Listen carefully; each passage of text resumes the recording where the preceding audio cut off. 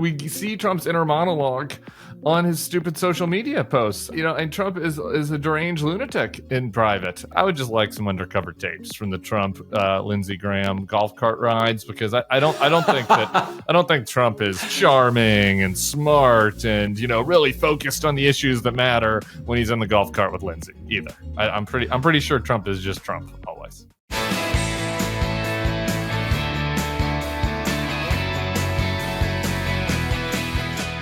Hello and welcome to the Bulwark Podcast. It's Monday, June 17th. I'm back. Will Saletan Mondays are back. What's going on, brother? Not much. We're back in the United States. Things are as lousy as they always were, so I'm glad you got some time away. Yeah, I would be lying if I said I was tanned, rested, and ready to come back for this. I tell the listeners, I'm not going to lie to you about the state of the campaign or the state of my body. I'm tired. Those Barcelona nights, they get away from you. I don't know if that's true for you, but those Spanish nights, they kind of go late and disappear. And let's just say I'm not exactly, Mr. Rest today. So I might need you to carry me a little bit. Sure. Right? Barcelona is a place I know well. My wife and I were there for about a year and a half ago for a week. And Tim, we walked all over Barcelona. What is wrong with you? You should be exhausted. Yeah, there's a lot of walking. I loved Barcelona. It was great. Anyway, beautiful, more on my vacation during a mailbag or something at another time. I've got a lot to catch up on. Much happened while I was gone. Hunter Biden was convicted by the politicized Justice Department. We're not going to talk about that, but I thought that's worth noting. The thing that most got under my craw, I tried very hard to check out for the news, but the thing that caught my eye, that most stuck under my craw, is what I want to talk about first, and that is the bump stocks decision 6-3 by the Supreme Court to overturn the Trump era executive order banning bump stocks as a result of the mass shooting in Las Vegas. I want to shout out Aaron Fritchner, who's one of my favorites on X. If you're Xing these days, you can check him out. He works for Don Beyer, a Democrat out of Virginia. He's had been warning about bump stocks going back to 2013, and he sent this about the original U.S. code from the early 1900s. It says under the term machine gun. The term machine gun means any weapon which shoots, is designed to shoot, or can readily be restored to shoot automatically more than one shot without manual reloading by a single function of the trigger. This term shall include the frame or receiver of any such weapon, any part designed and intended solely and exclusively, or a combination of parts designed and intended for use in converting a weapon into a machine gun. I'm sure some of these gun nerds will talk about how technically the bump stock, there isn't a single function, but for all practical purposes, anybody reading the existing law, including the fucking Trump administration, could come away with that and say, no, technically these are already banned, and an executive action is all that is necessary to ban them. All six Republican-appointed Supreme Court justices disagreed with that. And so here we have the tool that resulted in the fastest, largest mass murder of the century back in play. What do you think about that, Will Saletan? So, Tim, I am not as upset as other people are with the Supreme Court's ruling. Great. Because the Supreme Court basically said a majority of the justices were either supportive of the ban or said, you know what, if Congress passes that, that's fine with us. You just can't do this through the regulatory process, right? And all that definition stuff was part of that particular debate.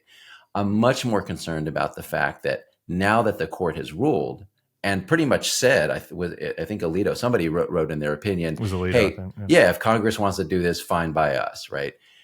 And now they're asking members of Congress, okay, so are you going to do this? Are you willing to do it?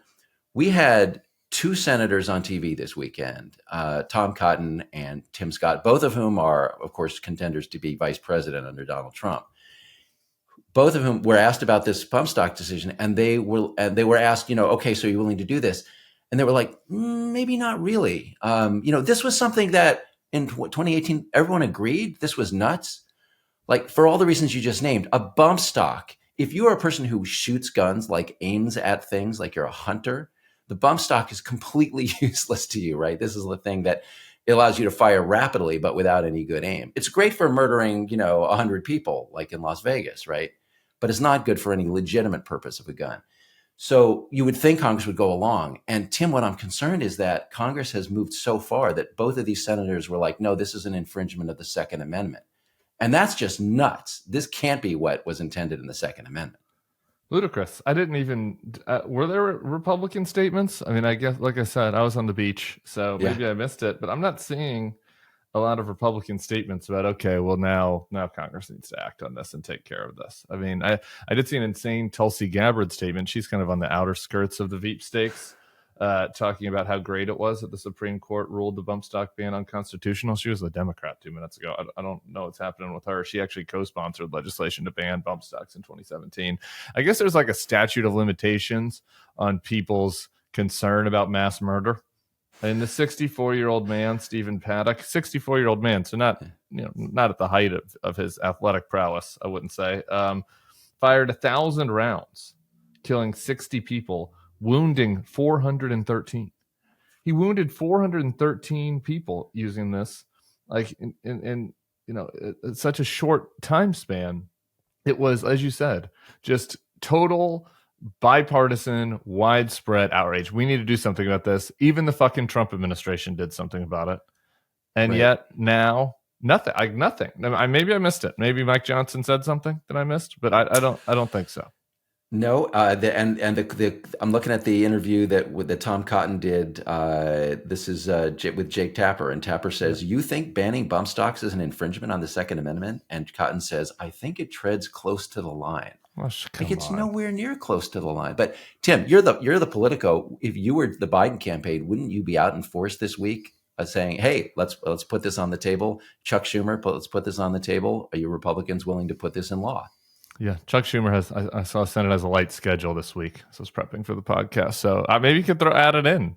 I mean, we already have the language. Sam Alito told you that that it would already be constitutional. So Chuck Schumer could use the Sam Alito language and put something on the floor this week. I don't know. I somehow doubt that's going to happen. But yeah, I would have done something anyway.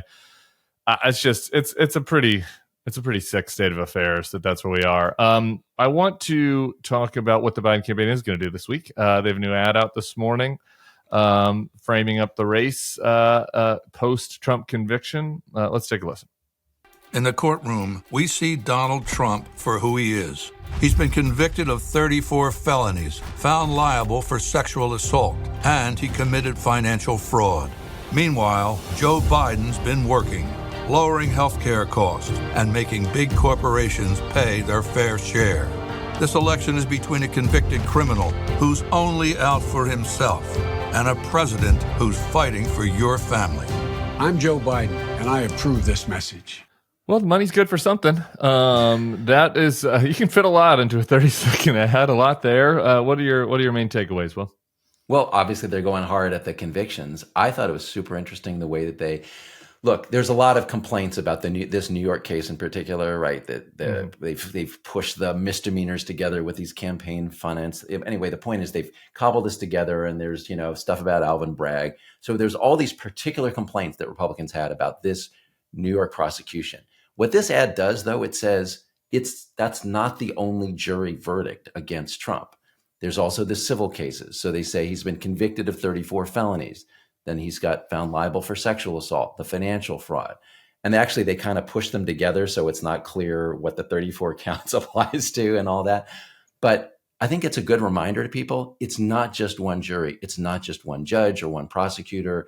It's 3 cases so far, and we got 3 others in the wings. So to me, I think it's a smart play. It's legitimate. It's true. And I think it'll be effective. What do you think? Yeah, I like I also like including the sexual assault part of this. One of my big bugaboos about the media mostly, but a little bit the Democrats, has been like this conventional wisdom congealed that if the Access Hollywood tape didn't take Trump down, then people just don't care about the fact that he grabs women by the genitals. And I've always rejected that. Like, I don't think that that's true. Like, Trump's poll numbers went down right after Access Hollywood. There was a late break to him in the last few days of the election, post the Comey letter. Can we know for sure what it was? I don't think so. But new information has come to light, not just about Jean Carroll, by the way, but Summer Zervos and other women since the Access Hollywood tape that confirms that it wasn't just locker room talk. It was real. It was how he acted. And I do feel like there has been kind of a dismissal of that as like that can be a useful political message. I do think that there are people that hasn't sunk in with. I do think a key demo in this election is particularly post Roe is non-college white women. And maybe Roe and sexual assault can help peel off some of those voters that had gone to Trump in the past. And so, so anyway, I like that they included that point. And I like that they're not shying away from the conviction stuff. We have a new poll out that I think shows the reason why they're doing this, and which matches, I think, common sense, if not conventional wisdom. Maybe there was some bad conventional wisdom about the conviction, but it matches what common sense would have told you. 6% of Americans say they're more likely to support Trump after the conviction, and it's important to how they'll vote. 22% say they're less likely to support Trump for the presidency, and the conviction is important. So 22 is bigger than 6. I think that tells us kind of what we expected. I don't know. What were your thoughts on the Politico Ipsos poll? Well, it certainly refutes the Republican spin around the trial, which was that this was going to help Trump. Remember, they had all the donors. The donors, like, we got all these donations from people who didn't donate before, so it's helping us. It's locking in the election for Trump. These numbers are consistent with other polls that show it's a wash at best for Trump, and all the numbers in this poll show that it's a net negative. And one thing I like about this poll, they drilled into independents, so they did breakdowns within independents, and then they broke it down to people who said that the trial, the outcome, the verdict was important. And those people broke like 2-1, 3-1 against Trump. So these are small numbers, but they're definitely negative numbers. And all of the general election polling I've seen in the swing states shows that these states, enough of them are close enough that the numbers in this poll, if they bear out, could swing those states to Biden, enough of them to swing the Electoral College. Yeah. It'll be interesting, I think, what these numbers look like in the lead up to the debate. And I think obviously the debate in 10 days now will reshuffle things again. But there's always, we'll kind of get the clearest picture on what, if anything, the conviction did to the head-to-head, kind of with the polls that come out this week and early next week, because it always does take a little bit of the time for this stuff to sink in. And yeah, like you said, I think that there's some signs that this is inching people closer, as our friend JBL says. Like, is that something to get so excited about? that the conviction might inch 1% of people over to Biden? I guess not. I guess there's some concerning elements about just the persistence of Trump support in the face of his crimes, but we'll take what we can get. Yeah. I was concerned. I don't know about you. I was really alarmed by some of the initial post-verdict polling, and the Republicans were out in force saying, this is all a political attack. This is an illegitimate prosecution. And I thought a lot of people were going to buy it. What this polling shows is, at best, maybe half of the independents bought that, and that's not great. But the other half did not buy it. Not buying that this was purely political, taking it seriously, and leaning clearly against Trump as a result of it. And I'll take that. Half of independents in play, leaning against Trump as a result of this. That's a healthy response from the electorate. Yeah. I wonder, the Hunter thing is so interesting in context of this, because if we just strip away all the bullshit, right, about, concerns about, like, what the prosecutors and all these cases and the politicization of all this, like, the reality is, like, it is true in both the Trump and Hunter cases that probably, had Joe Biden and Donald Trump not been running for president this time, that, like, neither of those cases probably would have been brought. Like, if Donald Trump was still just a reality TV guy, like, this is not, well, I guess a campaign finance case wouldn't have been brought, but had he lost in 2016, like, this case is probably not brought. And same with Hunter, right? Like, had Biden not run, I think there's some discussion of this in Axios this morning. And so on the one hand, it's like, yeah, I guess you can both say, well, this is unfair, this is political. But on the other hand, like that's like part of the deal if you run for president, right? If you put yourself in these positions, like there is going to be increased scrutiny, and there should be increased scrutiny. And like the question is, like, are people? Is there anyone out there that like that is gettable, a gettable voter that is looking at this in a way that is that nuanced, or like kind of not really? Well, at a minimum, I think a voter could look at it and say they're being treated the same, right? They're if it's dubious that they were prosecuted, but yeah, technically they broke the law, and that was shown in court. So it refutes the two-tier thing. The Republicans, of course, have come back with like, no, it's all an elaborate false flag to like convict Hunter instead of Joe. People aren't. I don't think people are going to buy that. But Tim, the thing that really struck me was the response, the comparative response to the verdicts. Yeah. So Joe Biden's response is, I'm just going to quote what I saw him say. I abide by the jury's decision, and I will not pardon him. Right? I'm going to accept the jury. It's his own son. Yeah. He's like, I'm not going to interfere, and I accept it. Or Trump's response is, right. And Trump's response is, it's all bullshit, right? It's all political persecution. And he on Saturday at the Turning Point thing in Michigan, Trump said, I think I have this quote. He said, I didn't do anything wrong. And that is his position. This is not Bill Clinton like, okay, I did something shameful, but technically I shouldn't have been prosecuted, or it wasn't perjury or whatever. This is Trump saying none of it's true. It's all bullshit. He doesn't even acknowledge that he had sex with Stormy Daniels. And no, I did nothing wrong. And that is the Republican position. Like, it didn't happen. He didn't do anything wrong. And that's just nuts. So I would just draw a comparison between the responses of the two parties to these verdicts. Yeah. And here is like this shamelessness among the Republicans is kind of, we'll see. It hasn't really worked the last few elections, but we'll see if it could pay off. But there is this imbalance, right? And there's another example of this. One of the things you flagged for me before we started talking was Anna Paulina Luna talking about Merrick Garland. And I want to set up this clip, but there is, obviously we have, my old sparring partner, Steve Bannon, looks to be headed to jail, pending another appeal for contempt of Congress for not responding to a subpoena. Merrick Garland also has not responded to Congress's request to get to deliver the audio tapes of the Hur report, which obviously Congress doesn't need for any reason. They have the transcripts except for to embarrass Joe Biden. But Merrick Garland has said he's not going to turn over the audio tapes of the Hur report. And so they are now trying to do the same thing on the Trump two-tier justice with regards to Bannon and Navarro, and saying, well, if Bannon and Navarro are going to jail, why isn't Merrick Garland? When in reality, the Merrick Garland situation is exactly analogous to Bill Barr and Mark Meadows and Trump administration officials who also didn't respond to congressional subpoenas, but because they have executive privilege. Anyway, despite the fact that there is a total parallel between how Barr acted and how Garland acted, here's how Republicans in Congress are planning to treat Merrick Garland. Let's take a listen. And Congresswoman, I want to start with you because the DOJ said it will not prosecute Merrick Garland over these contempt of Congress charges. They sent a letter to Speaker Johnson. Your next move in the House.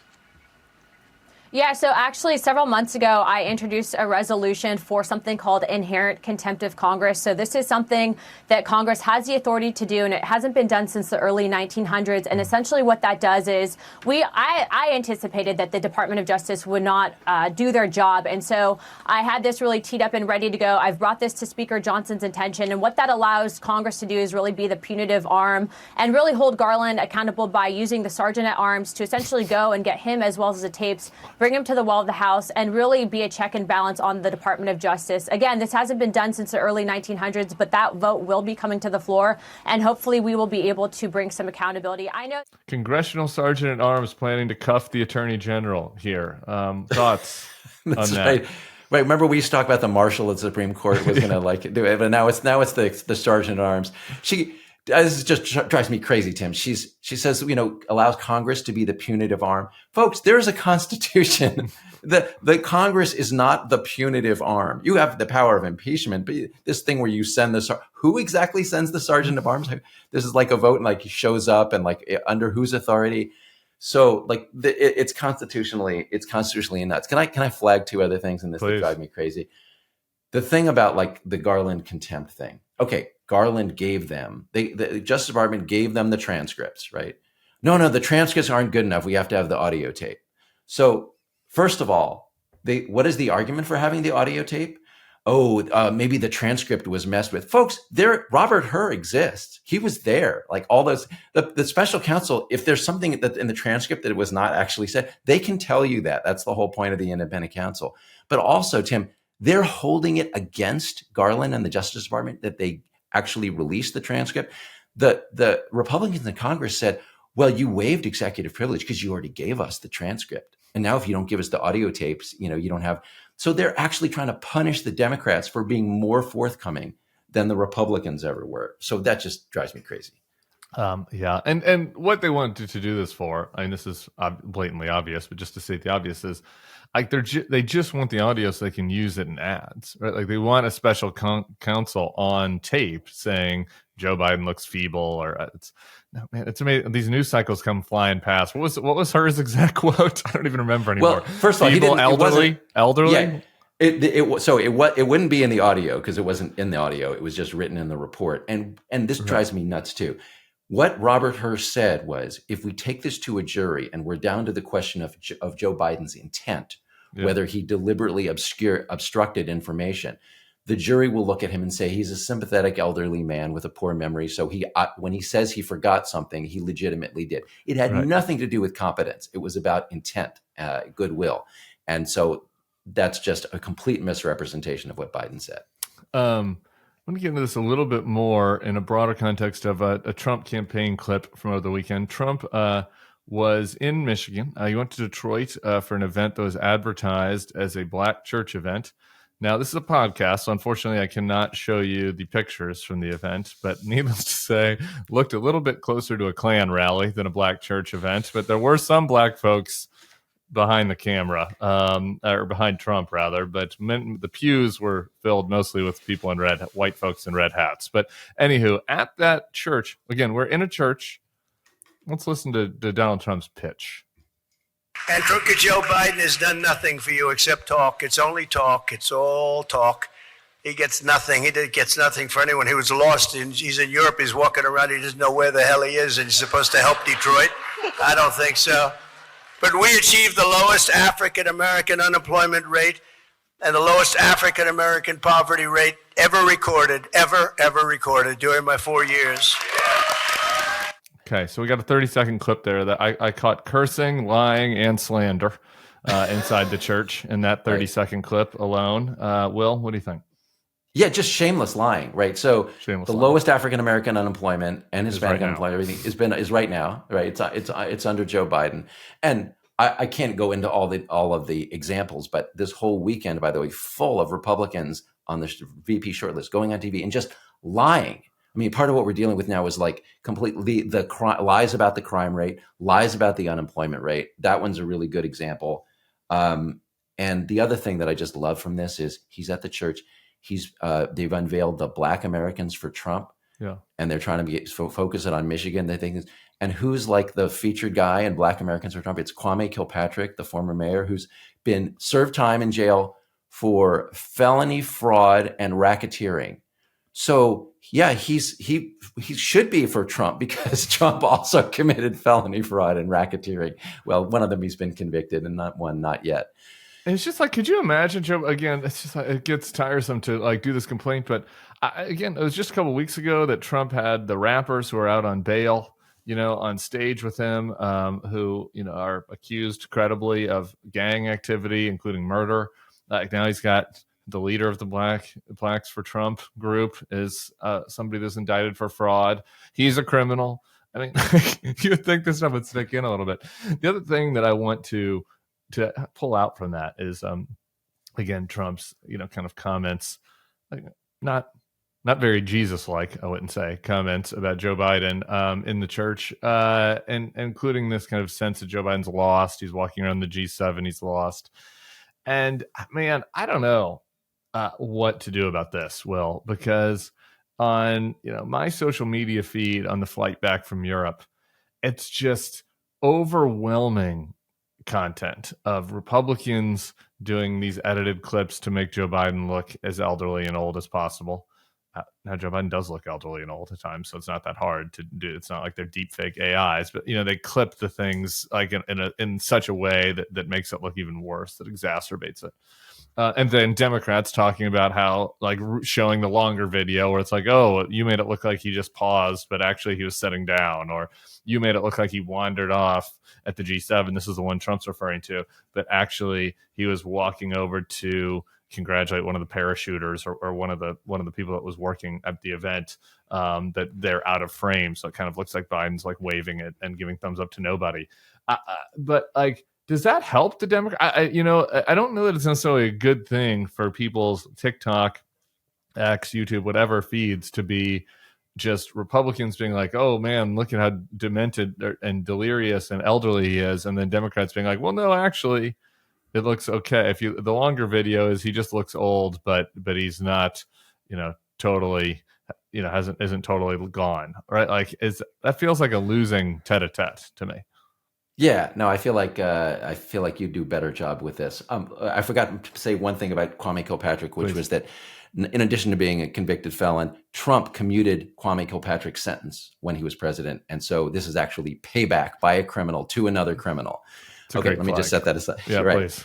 But on your question, very good question. And I think you would probably agree with this. It's much more effective for Democrats, instead of saying the longer context Joe Biden isn't as feeble as the short clip indicated, better just show Trump being nuts, right? Trump was at turning points saying, Ronnie Jackson, the White House doctor, had me take a competency test and I passed it with flying colors. Meanwhile, he misidentifies Ronnie Jackson and calls him Ronnie Johnson, right? Yeah. Because he can't keep any of these people straight.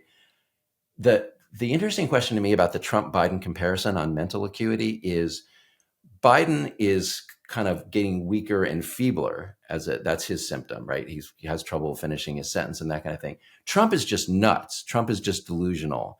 And, he, to this day, he's at this event denying, once again, claiming that the 2020 election was rigged and stolen. And objectively, I think you and I would agree that being delusional about, or lying, some people would just say lying. I think he's delusional about an election. Like you said no, but I think you said yes, and I'm going to stay in power and all that. Much scarier than being feeble. But Tim, I wonder if Republicans have the edge in the sense that voters may respond to this sort of primitive appeal that Trump, okay, he's delusional, but he's an alpha. He's nuts, but he's like, he finishes his sentence and he looks vigorous. Do they want that as opposed to a sane guy who looks weak? Yeah, well, this is just our reality. And so Democrats have to figure out how to message this. But just to use two examples of this, a split screen, if you will, about what you're talking about from the last week. One of the other videos that the Republicans are just giddy to share was Obama and Biden are on stage with Jimmy Kimmel. And Obama, at the end of it, Biden's like kind of waving and saying thanks to people. And then Obama's kind of like, all right, buddy, let's go. And like grabs him by the shoulder and kind of sort of guides him off. And then it's kind of patting him on the back and whispering. It's Obama. It's kind of like a bro, sort of what you would imagine Obama would do to like your dad if he met them, you know what I mean? Kind of like giving them like a back pat and a little condescending, maybe like a little bit like Obama alphaing Biden a little bit, which again, that's probably was their natural comportment, given that he was his VP. It's sometimes hard to get out of like old habits. I remember seeing this with Jeb and W on stage, right? Where like W kind of alpha Jeb one time on stage. I was like, oh my God, we can't have them on stage together anymore. So I like sometimes there's the brotherly like that. That's just, they got into their natural habit. Okay. But it just was what it was. Obama was kind of in just a primitive alpha beta thing. Obama was kind of alphaing him. And then you have Trump going to Congress and like Mitch McConnell and all these wimps just genuflecting in front of the man that like sent him out to kill them. All right.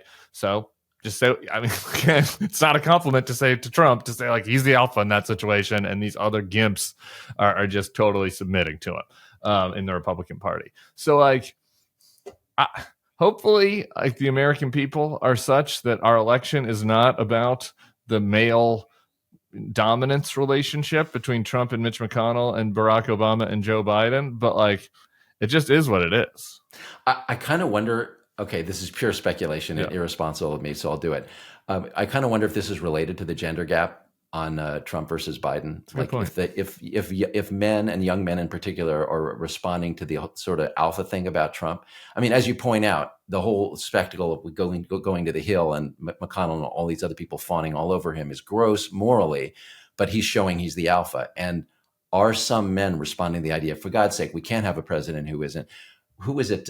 Tim Scott was on TV this weekend and talking about how it's great that Trump is feared. Right. This is there's a whole psychology of this. He's scary. He does things like send a mob, but he also intimidates the Europeans and, the Chinese and whatever. And that's what we want. We want a scary guy. I wonder, are we monkeys? Is that what this election comes down to? Are we going to respond more to this alpha thing than we are going to respond to which of these two guys is sane and humane? Yeah, maybe. It's a good point because it ties to the Trump UFC, going to those fights. It ties a little bit to one of my friends texted me they're watching the U.S. Open this weekend, and just to make this simple for people who aren't golf people, like there's this splinter golf tour, the Live golf tour that's funded by the Saudis, and like weirdly there's something just about like the fact that those guys like got money, got the bag, flouted, what was the maybe morally righteous thing to do was to say no to the Saudi blood money. Like there's some appeal. And so like at the US Open, you have kind of bros, who are Trumpy, like kind of shouting USA and stuff. At the Live golfers, because they're like the heels, they're like the bad boys now. Maybe this is just a small percentage of people, but there is something to it. And the gender gap number gets bigger the further down the age bracket you go. Anyway, All right, there's irresponsible speculation back and forth. And there's something to it. What else do we have? Oh, wait. We got to talk about our friend Tom Cotton. Let's just take a listen to Tom Cotton. Does it bother you at all when President Trump says things like, if Ukraine wins, what will be the benefit, which contradict the policy issues you just illustrated? Well, President Trump, again, presided for 4 years over peace and stability. I understand that European leaders and Democrats here in America didn't care for some of the language or rhetoric he used. I would say that was necessary to get tough on foreign leaders who are putative allies who had been free riding off of American military strength for 35 years. Putative allies. What do you think about that one? Yeah. So this seems to be where the Republican Party is going. There was the sort of Ronald Reagan, we're going to defend Europe against the Soviets. And now where we are is Trump is macho. Trump will stand for America. Against whom? Apparently not Putin. It's our Olaf European Scholz. Olaf Scholz. Macron. Tim, that was another episode from Michigan this weekend. Trump was talking about how he screwed Macron was going to tariff our wine or something, or I'm going to tariff French wine to punish them. So that's Trump's position. I'm going to stand up to the French. Tom Cotton, there are putative allies. Who else? Mike Waltz was on Fox News this weekend also saying, it's not the Eastern Europeans that are the problem. It's the Western Europeans, and they're freeloading off of us. And so, look, just for everybody to understand this, Vladimir Putin's number one strategic goal is not any particular piece of territory. He wants Ukraine. He's fighting for Ukraine. It's to break NATO. Nothing would be better for the Russians than to break NATO, to splinter NATO. And once we're divided, much easier to start picking off territory and pushing us around. And that is exactly what Donald Trump is doing. And that is the number one reason why Putin funded an operation to help get Trump elected in 2016 and why he wants Trump to get elected now, right? And so this whole Republican shtick about how we're going to stand up to the Europeans is part of the Russian playbook to break NATO. Yeah, let's listen to a little bit more on how the Russian playbook is working. Here's Donald Trump talking about Zelensky over the weekend. But he's the greatest salesman of all time. He walks in. So now here's the beauty. He just left 4 days ago with $60 billion, and he gets home and he announces that he needs another $60 billion, else it never ends. It never ends. I will have that settled prior to taking the White House as president-elect. I will have that settled. It's interesting. I will have that settled. So, and that's, again, like Trump is basically saying that he will broker some deal that concedes to Putin. He said before maybe that Evan Gershkovich, the journalist that Putin is illegally jailing right now, detaining in Russia, would be released. And Tom Cotton, who's supposedly the military hawk, is mostly the foreign policy hawk, the traditional Republican, strong on defense, anti-communist, anti-Russia, is out there saying like, yeah, that's good. This is what we want. This is what we want, to attack our putative allies in Germany and give Russia a sweetheart deal that presumably includes a significant portion of Ukraine. Right. So first of all, like, this is who Trump is, right? Trump doesn't understand anything but money. So he's all about like, Zelensky is soaking us. This guy's coming and we're giving him money. And he said to the House, Trump said to the House Republicans, and for what? What are we getting out of this? He said, according to Matt Gaetz, Trump said to the Republicans on the Hill, we should pay our troops more instead of sending the $60 billion to Ukraine. So it's like framing it as money for America versus money for Ukraine. This is a raw deal. So he's ignoring all of the non-financial strategic implications and the moral aspect, of course, of a democracy versus being invaded by an autocracy. But the other thing is Trump saying that when he gets into office, that thing about, I'm going to have this settled, right? Tim, how's he going to settle it? Oh, well, what does Putin say? Putin just said, I want 4 provinces. I want 20% of Ukraine, right? So we're going to give him some land. And then trust me, Tim, it's going to be all over, because you can remember that there were borders between Russia and Ukraine, right? And everything was settled. Oh, sorry. Then they went in and they took Crimea. But then they had Crimea, right? That's all they wanted was Crimea. So we gave them Crimea. And it was all over, right? We didn't have to worry about, oh, sorry. Then they invaded the rest of Ukraine. But hey, we're just going to give them a couple more provinces and then everything's going to be fine. Didn't Republicans used to be the people who said this was garbage? This is not the way to deal with an aggressor? This is Chamberlain. Yeah, I know. And the thing that just sticks in my craw about it, to be honest, is just that they think that they have, at least for talking points, and you monitor these guys more than me, but the Rubios and the Cottons, when they go on TV, these national security hawk Republicans, they think that their get out of jail free card is just to be like, well, I just look at the results. Trump, like Putin's gotten more farther into Ukraine when Biden was president than when Trump was president, like as if the president of the United States is omniscient and all powerful, and everything that happens in the world when Trump was president is Trump's doing, and everything that happens in the world when Biden's president is Biden's doing. And like, there's no difference between 2020 and 2025 in Trump's rhetoric and the people that he's going to have around him and his plans. It all just is just absurd, like flies in the face of reality. That Trump's policy is objectively pro-Russia when it comes to this engagement, but like they feel like that, they have this one simple talking point and it gets them out of having to contend with it in any way. Right. And to add to that, a couple things. This Republican lie about how like Putin only invades when Democrats are in power. He did when, Crimea when Obama was in, and then Ukraine when Biden's in. He didn't do it under Trump. First of all, under Trump, Putin was in Ukraine the whole time. They were waging a proxy war in eastern Ukraine, so that's bullshit. But the other thing is, Putin was in the United States. Putin had just elected a president who was breaking up NATO, who was constantly attacking the Europeans, who I believe we have pretty solid reporting now intends in a second term to pull out of NATO, right? Like, if you're Putin, why would you mess with that? Like, you're in Ukraine, you're fighting your proxy war, you got your hands officially clean while you're doing it.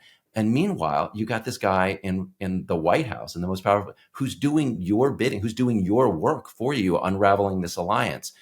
I wouldn't invade Ukraine during that time. I'd be like, let's see what this guy can do to destroy the alliance. And then after he's gone, okay, well, now we'll have to do it ourselves. Yeah, I do have to one nitpick on that rant. I agree with everything. I think Putin was helping elect Trump. I have to give credit for actually electing Trump to my former colleagues and friends in the Republican Party. One more thing on the change of the Republican Party you've been monitoring, the tariff talking points from the Veep contenders. what have you been hearing from them as far as in along the rubric of the 1980s Republicans are no longer around? What are the Veep Stakes guys saying about the Trump 10% tariff? Well, I just think it's an interesting recurring theme to see the Republicans having officially abandoned their platform. So they had a series of things they used to believe in, strong foreign policy, economic freedom, morals, and, family values. And they've just been jettisoning them as we go along, right? Anything for Trump. And so this latest one is tariffs, right? Republicans used to be like against tariffs or taxes. It's a thing that Democrats did. We're going to stand up to the foreign companies. We're going to impose tariffs. Well, the tariffs just get passed along to the consumer. And that's something Republicans used to say. But now Trump's like, hey, we're going to be the party that's against foreign immigrants and the party that's against foreign products. And we're going to hit him with tariffs. Tim, he claims he's going to replace all income taxes with tariffs. You would have to more than double the cost of everything with the tariffs in order to do that. You think and of course that would bad be now? You think the people with fixed income are in bad shape now? Yeah, and it's regressive, of course, because everybody's got to buy the products, whereas the rich people, income taxes are at least progressive. So Republicans used to be against this, and what I saw this weekend was. Can we just pause on this though? Actually, yeah, that's a really important point. That the Republicans consistently get away with this now. It's like, oh, we're going to be the working class party. We're the party for the working man now. We've made this pivot, away from the elites and the rich. And it's like, and that's part of the gambit, that Trump's gimmick, where he's like, oh, we're not going to tax tips or whatever. Meanwhile, the actual policies, the replacing the income tax, a progressive income tax, with a tariff is regressive is almost feels not like a strong enough term to describe who is going to get squeezed the hardest by that kind of tax regime. It is working class people. It is people that don't have huge savings, don't have huge investments, people that aren't paying that much in income tax right now. It is a total reorienting of the tax system to punish not middle class people, but lower middle class, working class people. And that is the stated policy of the party that's trying to make this working class pivot. And they need to be held to account for that. That campaign, the Obama people ran a pretty compelling campaign against Romney about a proposed middle class tax hike. And, I think that's got to be another element of the argument. Sorry to interrupt you, but I think it's really important. I think you're totally right. And everybody used to understand this when we called it a sales tax, when we said income tax versus a sales tax. The sales tax is regressive for all the reasons you just outlined. The tariff is a sales tax. That's what it is. And so it would be helpful for conservatives to go back to their position they used to hold on that. But I wanted to say one more thing about this. So you got these Republicans who are campaigning for vice president. There were two of them on TV this weekend, Tim Scott, Doug Burgum. Somebody explained to me why the governor of North Dakota is on the short list for VP. Okay, let me set that aside. But he's supposed to be the businessman, Tim. That's his whole thing. I made a lot of money in business. I'm a smart businessman. Donald Trump's a smart businessman. We do smart business things. What is Doug Burgum doing? What is Tim Scott doing? They were just folding over for Trump on tariffs. They're now saying, when Trump says it, tariffs are somehow a good idea. We need to level the playing field and all that stuff. So these business guys are happy to jettison former conservative economic doctrine and sensible business think for this, cynical political play by Donald Trump. Yeah. Do we have to do Doug Burgum? Do you want to do the Doug Burgum clip? I can't decide. I was going to cut it, but now that we've mentioned it, okay. Here's a clip from a Fox Sunday show over the weekend. It begins with a flashback that Fox played to a Doug Burgum interview with Chuck Todd a couple years ago.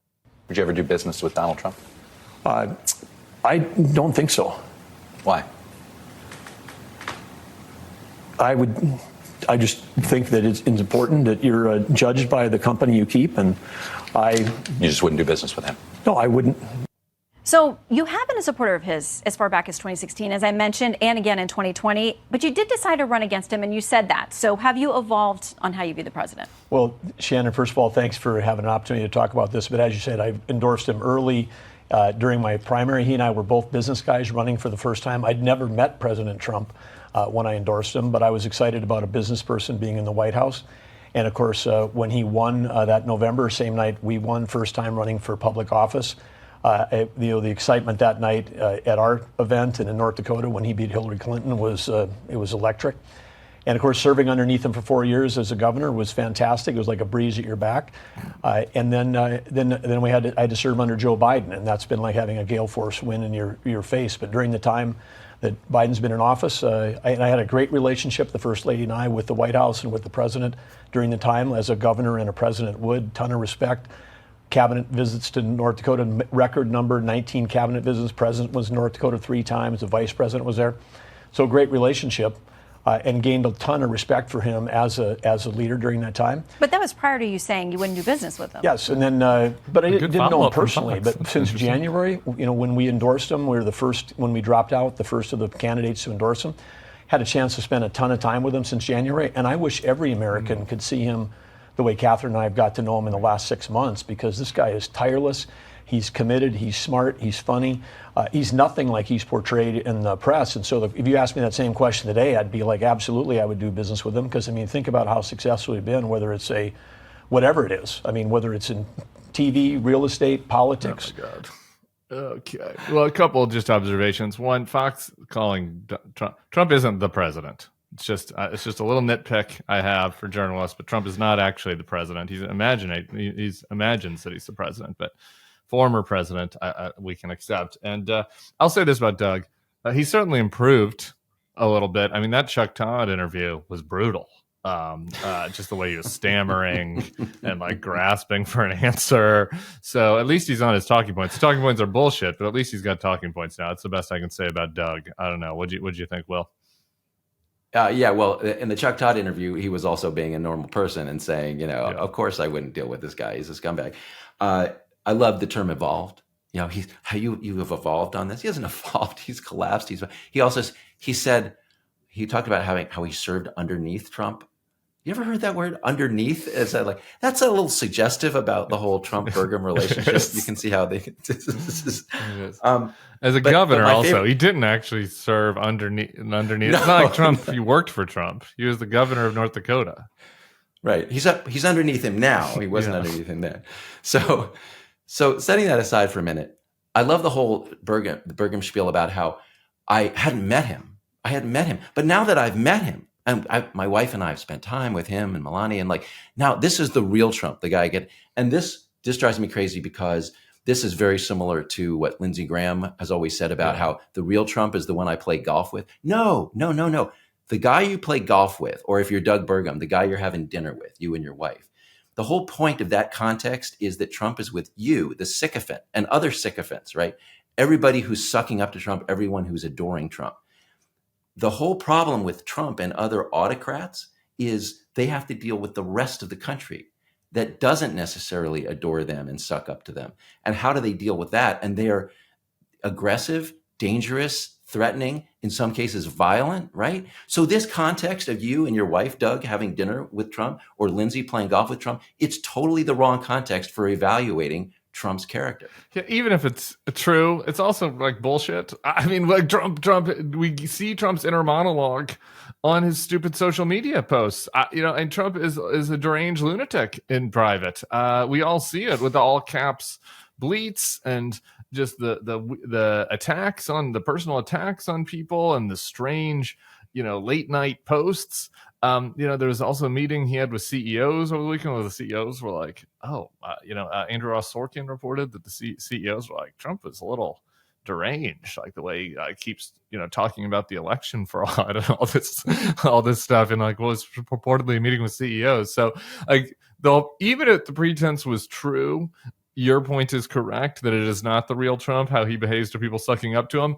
But I also reject that the pretense is true.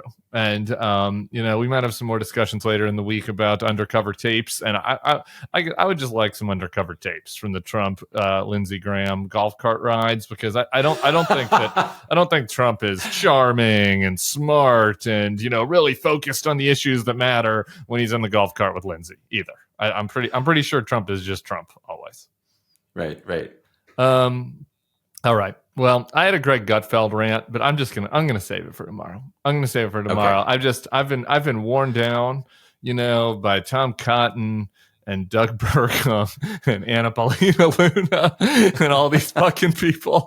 And if I got to do a re-entry, and my blood pressure is just going to explode for Greg Gutfeld. So, folks, you can check out. I do occasionally do some hot takes during the week on YouTube, which I'll be doing this week. So make sure that you're subscribed to the Bulwark YouTube page if you haven't. Will Saletan, do you have any final words of wisdom for us? No, you know what, Tim? I'm sorry that it's hard for you to make re-entry into this awful situation, but you have made it better for the rest of us. So thanks for coming back. I'm doing it. I'm happy to be back. As the week builds, my rage is going to build, and so by Friday, by the live event in Denver on Friday, I'm going to be back in full form. All right, don't you guys worry about it. Thank you to Will Saletan. You're going to be back soon. We'll be back here tomorrow with a little undercover podcast. We'll see what you guys think about that. We'll see y'all then. Peace.